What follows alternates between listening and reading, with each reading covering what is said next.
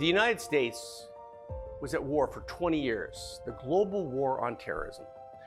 And the two signature injuries that came out of that conflict were amputations and traumatic brain injuries.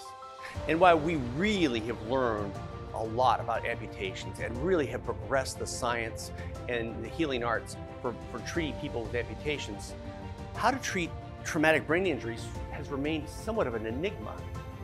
You see, there's been a thought throughout most of modern history that a brain injury is permanent, that it doesn't respond to treatment, that the deficit you have will continue on and it won't get better. But we've learned recently how to stimulate healing. And what we found is the brain is really plastic. It is able to adapt. It is able to heal. And what we've done at Parker Performance Institute is to create a center, a unique center that has figured out how to help people heal.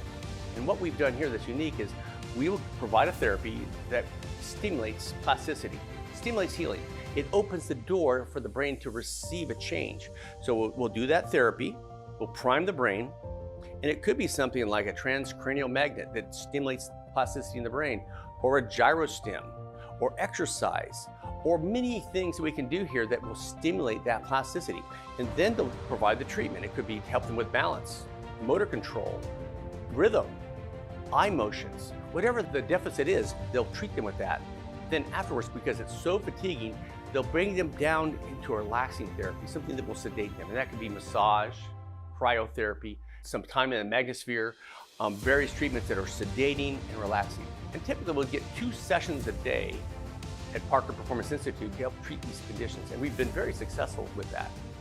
Now I'd like to explain what traumatic brain injuries are and what a mild traumatic brain injury is.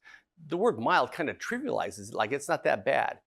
Now, a severe traumatic brain injury may have grave impacts and debilitating effects. For a mild traumatic brain injury, you might see somebody, you can't really see the wound. It's in there. They have impaired function. They might have emotional disorders. They might have post-traumatic stress. They might have brain fog and have balance issues or visual disorders. So what we try to do is find out what functions are being impacted by that brain injury and correct them. Now, I'm going to show you a blast that takes place 2 miles away. And as you watch this video, you're going to see a blast wave coming across the desert at thousands of feet a second. Let's watch this as it goes off. There goes the blast. Oh. And watch the line of sand as it travels at thousands of feet a second and hits this young man.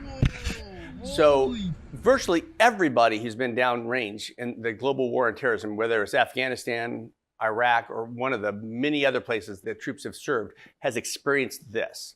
Now I'm going to show another video, an animation that will depict what happens when a blast of this sort takes place. There's that blast wave. And that blast wave travels through the air and it travels through your brain. The brain is affected. There'll be a shock wave that goes through the brain. And since the brain has gray matter and white matter, and they have different consistencies, there'll be a shear that takes place. The blast wave will not travel uniformly through that material. So what we'll find is it creates a shearing force. Now, there's neurons or nerve cells that cross between the gray matter to the white matter. There's something called axons, and axons part of the nerve, and a shearing force takes place. And what will happen with shear of the axons is tearing of the axons, which will result in cell death and inflammation. If enough of it happens, they might have permanent brain impairment. But mostly what we see is people have a mild amount of this. It'll affect their mentation, but not severely. They still can function at a pretty high level. Now, we saw what happens when there's a blast that happens downrange. Let's look at what happens when a blast for the person who's shooting the artillery. In this case, a small piece of artillery called a mortar. If you look at the massive amount of overpressure that takes place from the person actually shooting it, you realize that the injury happens not just to the people who are shot at, but the people who are doing the shooting. And wearing of a helmet magnifies the effect of that blast. And many of our servicemen and women have been exposed to this type of injury, whether they're near an explosion, far away from an explosion or using breaching charges to enter buildings. Now, I'm going to show you a video depiction of advanced imagery that we used when I worked at Walter Reed. This is what normal nerve function may look like on this advanced imagery.